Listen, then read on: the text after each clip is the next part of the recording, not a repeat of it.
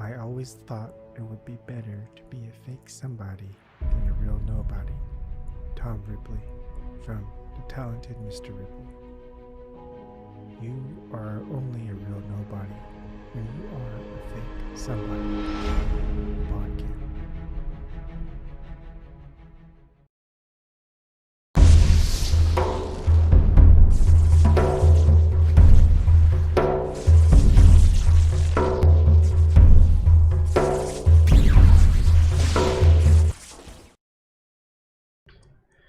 Hello everyone.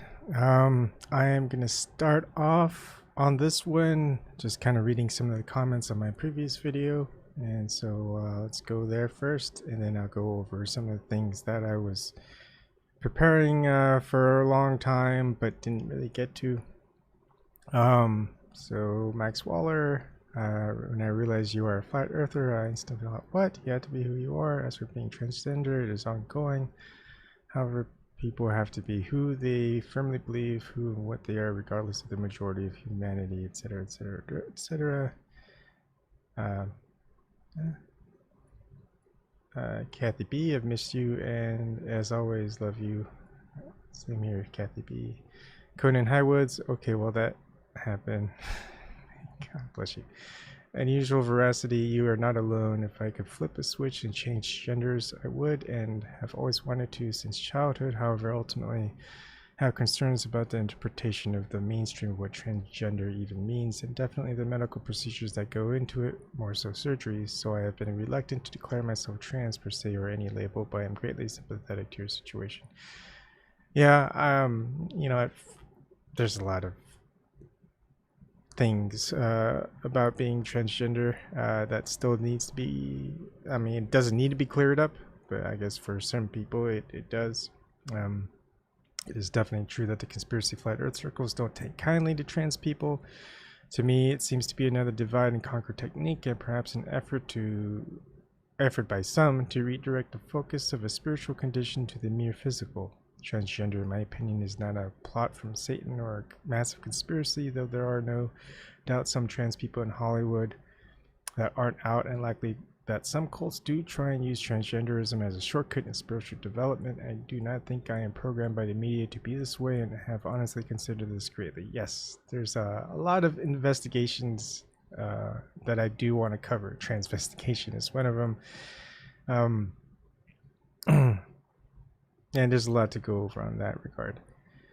To me, it's simply an expression of consciousness, maybe impacted by previous lives or some sort of progress to unity. For the last 3 years, I have found expressing myself both genders from time to time in public, and it is very interesting to see how treatment by others varies. If nothing else, it is a great lesson in empathy, but I suspect there is something much deeper to it. I am sure you are familiar with some of the Native American beliefs about two-spirit people. Yes, I read about a lot of that. A lot of religions in ancient civilizations and cultures actually look pretty favorably to androgyny or transgenderism. Even the Abrahamic religions, angels and demons are androgynous. Let's see. And perhaps part of the danger of mainstream thinking on transgenderism is the unbalanced focus on the strictly material. Yeah, I find it very politically dividing. Hi, LBRY, how's it going? Yes, I agree. More practically speaking, I would be cautious using the anti-androgen, and it can present danger to the internal organs, kidneys especially, from overuse. Yeah, I read about that. There seems to be a developing school of thought that if one takes enough estrogen, both prescription and natural supplements, that the body will naturally reduce testosterone levels. The subreddit TransDYI has more information on this. I have only dabbled with HRT in low levels, though for quite some time, and has taken the edge off and softened me a bit. At this point, I am satisfied. As far as voice, the YouTuber Zoe Alexandria has some good information on how really high pitch is actually counterintuitive to a natural sounding female voice. And it's more about the quality of tone and other factors, so you can develop an authentic sounding female voice without sounding like a stereotypical tranny. I wish you great luck and wisdom in your journey and impressed by your courage to share this, especially given the topics you usually deal with. If nothing else, I just wanted to share my discovery. The physical side of this is really the tip of the iceberg. If transition is important to you, then you must do it, but I think ultimately it's about inner transformation. I suspect hope that as we progress through levels of reality that our external form will become more malleable and able to represent our inner thoughts more directly. Not to go all new age, but I do think that time is coming soon for those who are ready for it. Flat Accord music. I think you're very brave. Much of the truth community has been weaponized to be hateful towards those whose shoes they haven't come close to stepping in. You have my support and respect. Thank you. Yeah. If anyone thinks that, I mean, here's the thing when we go into more about the transgender type of thing. If any of these control systems really supported it, it would be easy to come out as transgender. You wouldn't have any worries of people no longer wanting to associate with you, or maybe there be some people that actually want to go and do harm to you, and certain institutions and corporations and stuff, they'll fire you just because maybe they have a belief system, or a owner and founder or something is really religious in some form or another. Like, it's coming out as flat earther, someone who doesn't believe the globe model. It was easy, being considered a conspiracy theorist. It's pretty easy. This was difficult.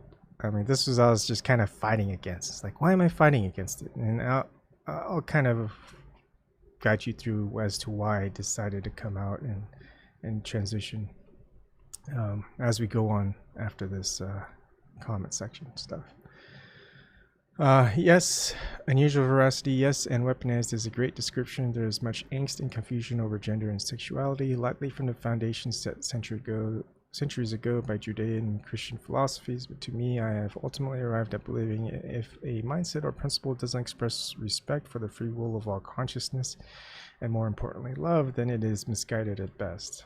Also, just wanted to add that just because certain things can be used to promote and further secret agendas doesn't mean that those with the agendas created them. Transgenderism and homosexuality, not that they are the same condition by any means, can be greatly useful as a population reduction technique, but that doesn't mean that TP invented them, or that supporting those communities is being some sort of show. There are those who cynically use any situation to their own advantage to gain or maintain power.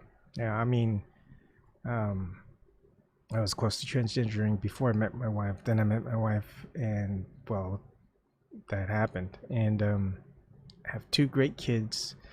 Definitely not a means of population reduction. And I'm grateful that I just kept going in that regard and have my 2 kids. And then my wife had to have I forgot what you call it, but she can't have kids anymore. So, I mean, we were pretty much done at that point. And right now, it's still not irreversible for me. I mean, but still, I mean, it's not like me and my wife are going to have any more kids due to this decision. Anyways, FE Evangelist. Hi, Ebon. I'm only 9 minutes in, but so far you made a couple of claims I would like to substantiate it if possible. One, there are millions of transgender people. You can just look it up. Number of transgender in the world. You might want to go to most people would say like a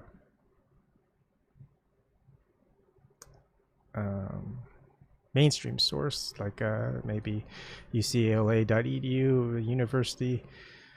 School of Law, the Williams Institute, in 2016, how many adults identify as transgender in the United States? And again, this is just the United States. This is just adults. This doesn't factor in children. So in that regard, they estimated 1.4 million adults identify as transgender. Couple that in with children, couple that in with outside the US, all these different countries, it's going to be in the millions. As a subset of that, there are millions of transgender people who don't believe the Earth is a globe. As far as I know, I am the only one that's out as transgender, that considers the globe Earth not to be substantiated, I guess you could say. You could look, I have tried finding others. The only person, that comes, I wouldn't say comes close, that's been discussed is Patricia Steer. She's not out as transgender, if she is or if she is not. It's just been, she's just been ridiculed as being transgender. And then if you go to, I guess, Susan's Place, which is a transgender resources, one of the writers, Susie Chase, back in 2016, wrote an article called Flat Earth Transphobia, and basically equating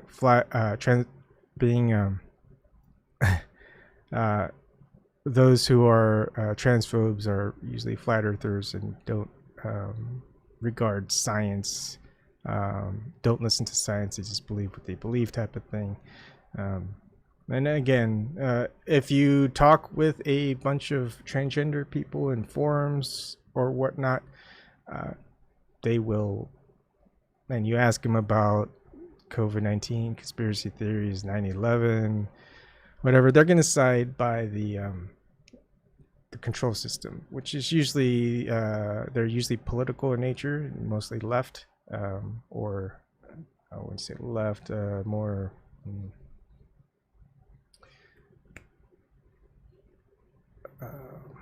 not conservative, but you know what I mean. The more liberal, I guess you could say.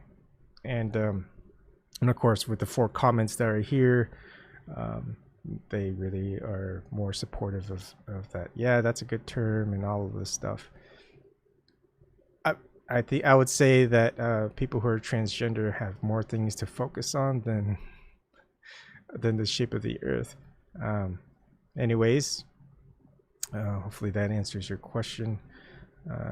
You've been around long enough to do that baseless assertions, and yeah, I don't fly and I don't make baseless assertions. I mean, just tell me in the count of your hands, name as many transgender flat earthers that you know of.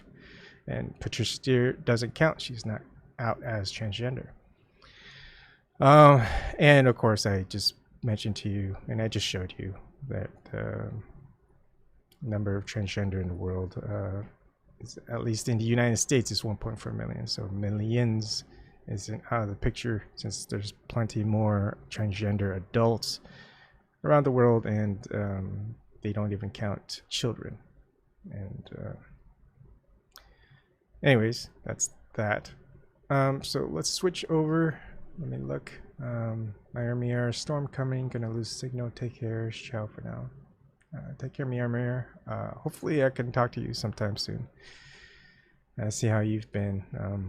One thing about not going and doing a lot of these live streams and making these videos, I don't really get to talk to a lot of people that I usually talk to.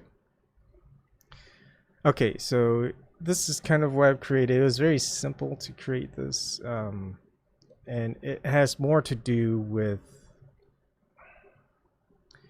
I don't know,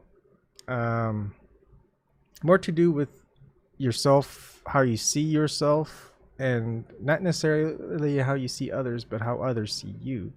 And how others see you is based upon those 2 factors, how you see yourself and what you show to others. So consciousness can be easily determined. These are my explanations, and again, this is just conceptual. I mean, everything, there's this philosophical frame of thought that what is real and how we communicate, what we communicate whether through visual, through language, through written form, that's all conceptual. And then what's actual is just basically what you experience, which sometimes cannot be described in whatever forms that we have to another individual where they can understand it. So consciousness is what you know of yourself, what you know of thyself. Now, factor that with ego, and again, I'm not using any other term out there, but how it relates to how others view you, or how you allow others to view you, and how you view yourself. So ego is what you let others know of you. So when you're talking about how people who are the cult of personality, how you want to influence a lot of others so that they continue watching you, or if you're a politician, that they'll vote for you, or if you're a social media creator, how you want people to subscribe to you. And a lot of the stuff, you kind of enter a persona. A lot of the times that's not them. You go into a private room and you're friends with somebody, that's one of these people is like, yep, definitely not how that person is in private. So what people show in public and what people do in private, that ego is what they show to the public is not them. And you're going to see that everywhere. Celebrities, famous people, rich people, sports people, actors, actresses, directors, basically people who make millions or who have a lot of fame. They've got a ego of what they allow people to see, and behind that they don't. And a lot of that can be based on fear, because it's fear as far as it relates to consciousness, as to how others see you, is what you don't let others know of you, right? You've got ego of what you do let others know of you. So you basically, it's very similar to if you're going to go and date somebody, or find a date. You're going to put your best foot forward. It's like your first time meeting someone. They always tell you to dress your best. The first impression is the lasting impression, all this other stuff. So you don't want to go and say straight, tell them like you're someone that you just met, your deepest secrets type of thing.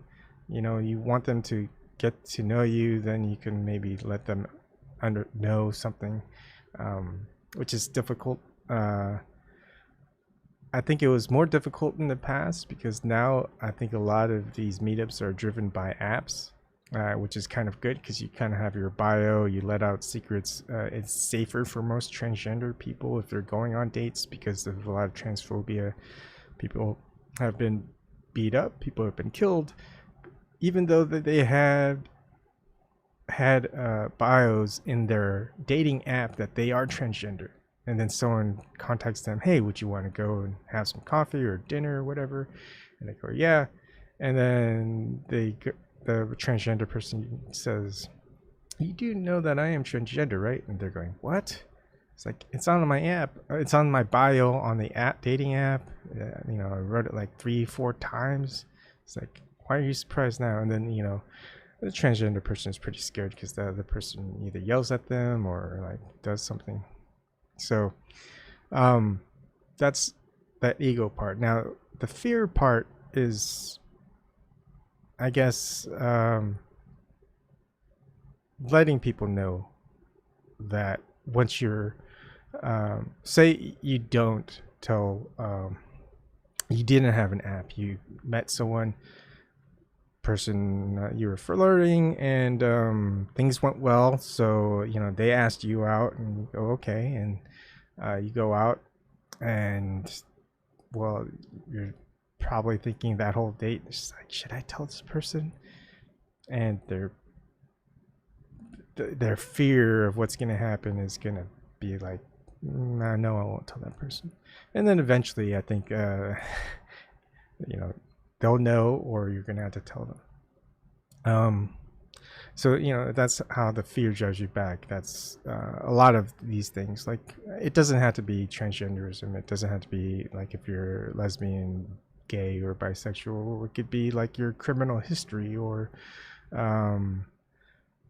that she may think that he or she may think that you're well off because of how you dress and whatever, but actually you're like on welfare or something, right? You're that fear of letting that person know your true you and your situation. They may not want anything to do with you, so you just go on. And then at the end of your life, and say you got married and had kids, it's like, did they love you, or did they love the mask that you put on, your persona, your ego? And it's just a lot of people out there, that celebrities and stuff, a lot of people really look up to them, love them, and whatever. They love the mask, they love that persona, that ego. They probably don't necessarily love that person like you would love someone like from your family or your friends and things like that. All right, so there's the fear aspect. So what would you rather so to actually have others know who you are, you're gonna have to not just inflate that ego of just the good part of you and just hold back all the bad parts. You're gonna have to kind of let go of that fear, confront that fear, and have them know who you are. I would love to put in some type of story or analogy of imagine there is a heaven after death, and you can be reunited with your loved ones, and all it takes is for them to find you because they know who you are, so they can navigate through the universe or whatever. And then you realize, wait, they can't find you because, well, they didn't really know you. I mean, you hid so many things from them because of fear or whatever, rejection and a lot of that stuff. They'll never find you. You can't. I mean, there was no connection. They were connected to a conception of you, not you in actuality. And I think I'm going to go over a couple of things in the future in live streams and videos where I can talk about, well, let's talk about transgender and religion. Let's talk about transgender in, what's that dysphoria? How do you know you're transgender? Is transgenderism a choice, or are you born with it? For me, I like to describe it as I was born with it. I could understand it while I was growing up that, well, everyone understands boys have penises, girls have vaginas type of thing. And for me growing up, it's like, I don't want a penis. I want a vagina. I want to do these things. I want to look this way. But of course, I had to build up a mask due to my father, family, and things like that. So I had to build the persona, like an alter ego.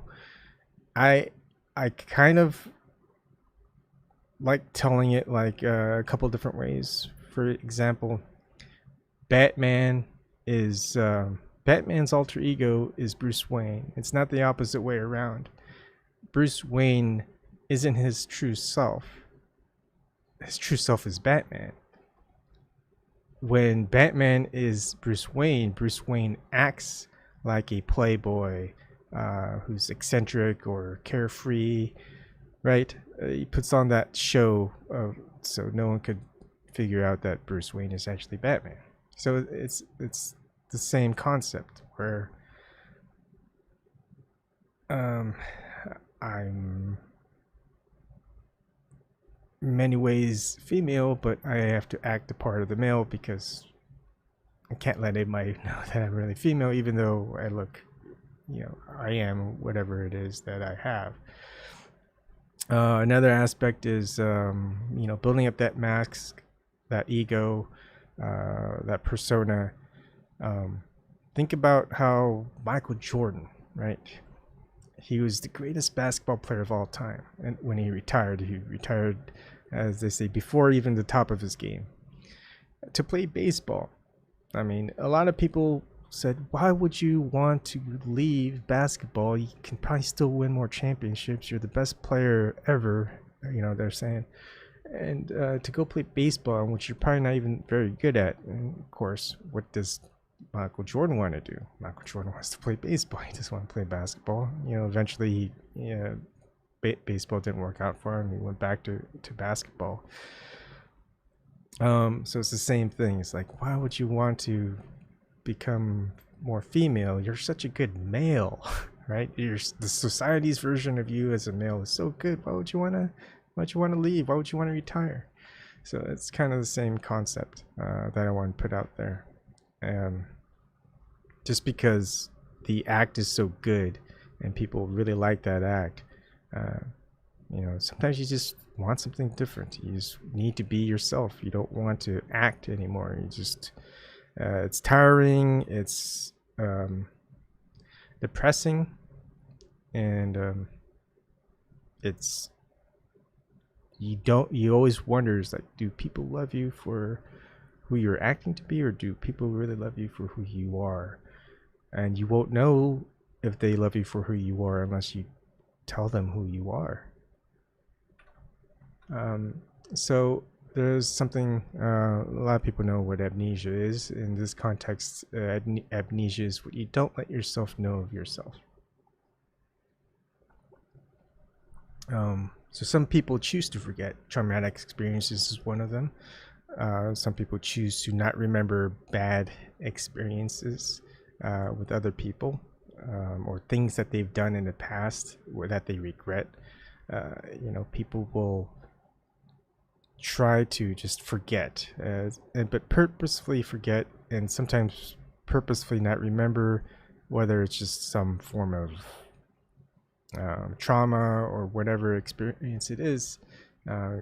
It's things you don't want to let yourself know of yourself, and sometimes you do want to revisit some of that stuff again, just so you can do what most people would call shadow work. And then on opposition to that, which a lot of people, especially the Gnostics and a couple of other types of philosophical thought and religions, anamnesia is what you let yourself know of yourself. So for me, it was, okay, what do I know of myself? Do I like the way that I look? No. Right?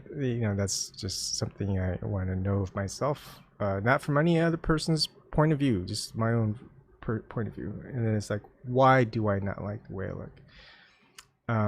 When I was healthy, I had a lot of, almost 0% body fat, I was very muscular and toned.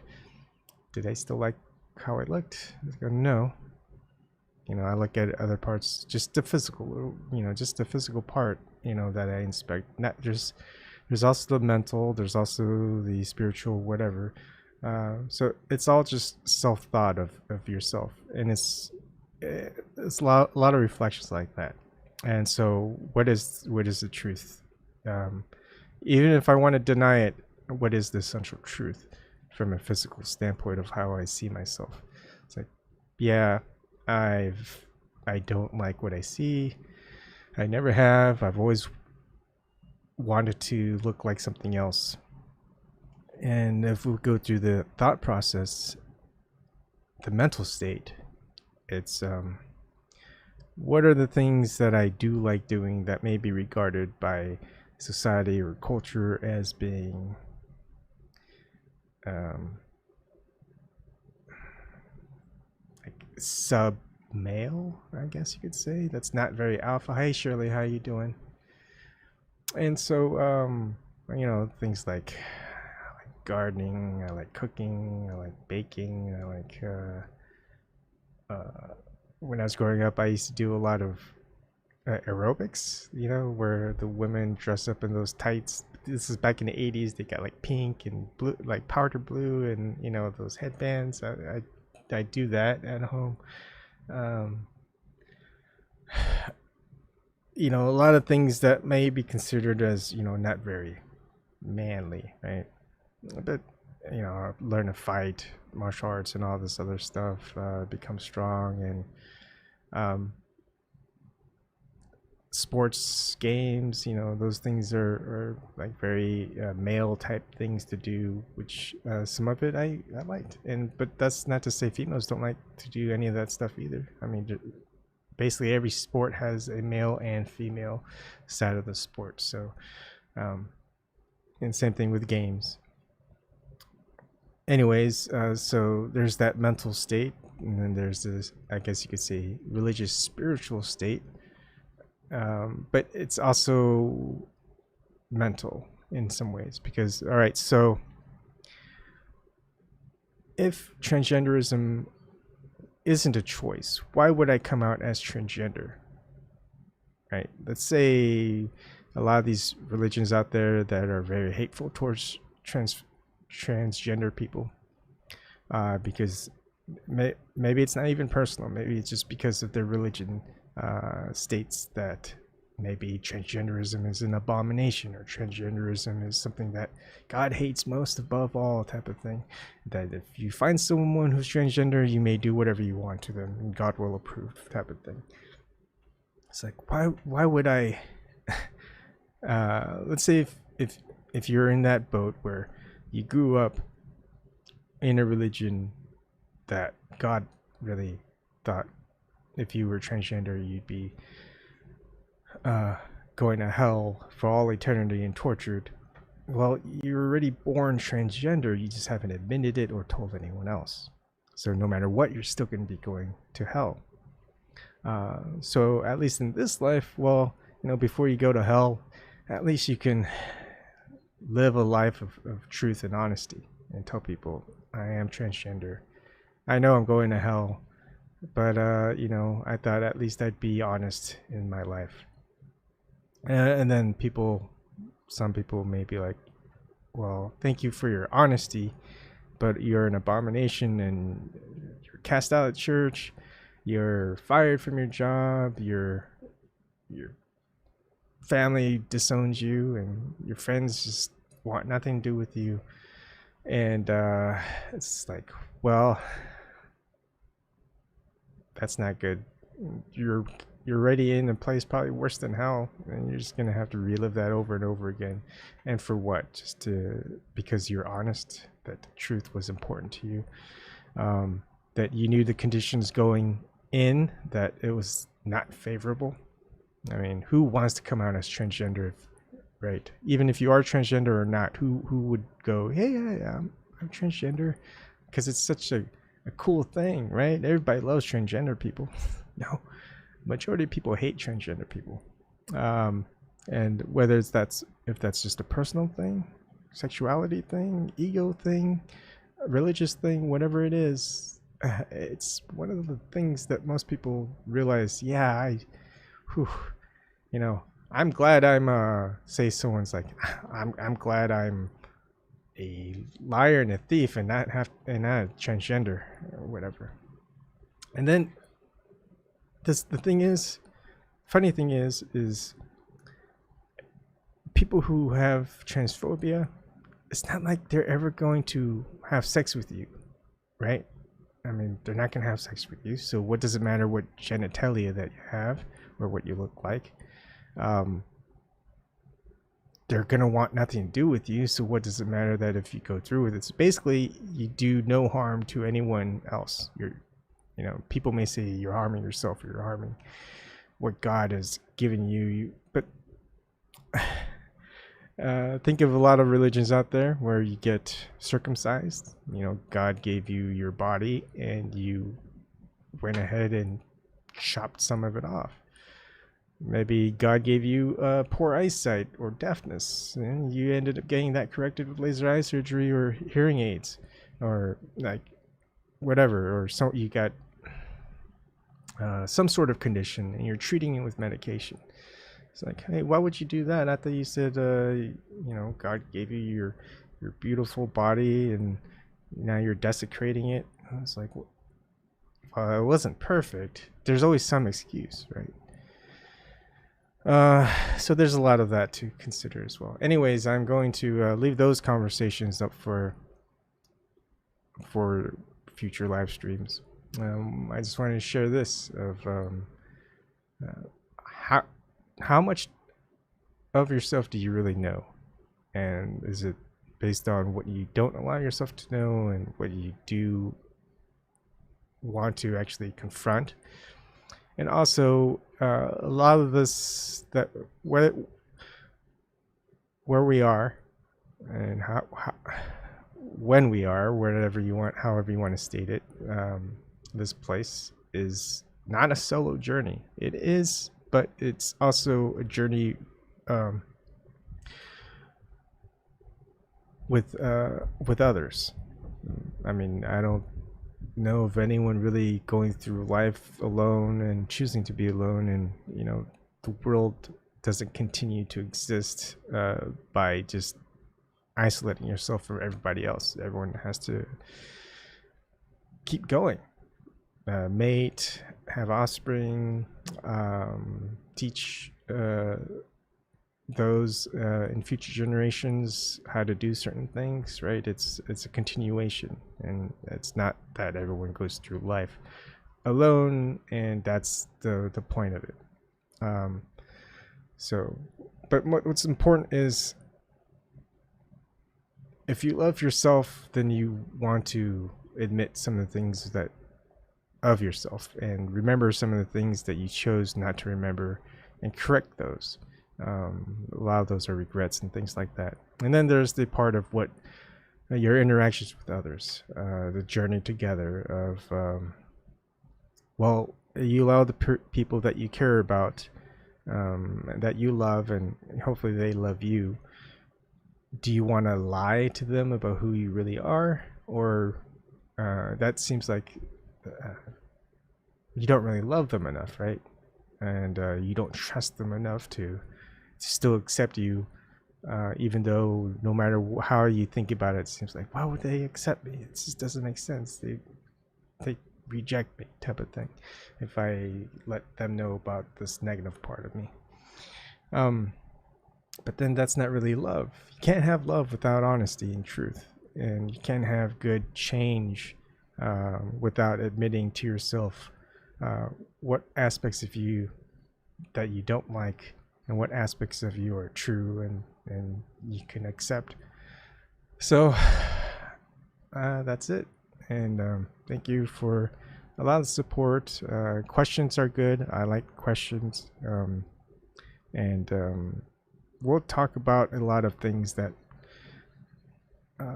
many won't talk about, I guess. And the ones who do seem to do a lot of talking about are people who have nothing to do with it, just have their own interpretations of it based on their religion or their own feelings, and not necessarily having someone that has a voice or uses that voice to say, hey, look, I am transgender. I don't agree with what you're saying. I don't agree with your interpretation of history of androgynous beings and transgenders and sexuality and things like that. And a lot of that is based on, well, what do you believe?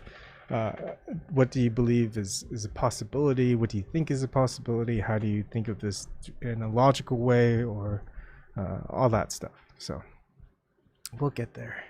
And thank you for joining me, and I'll see you later.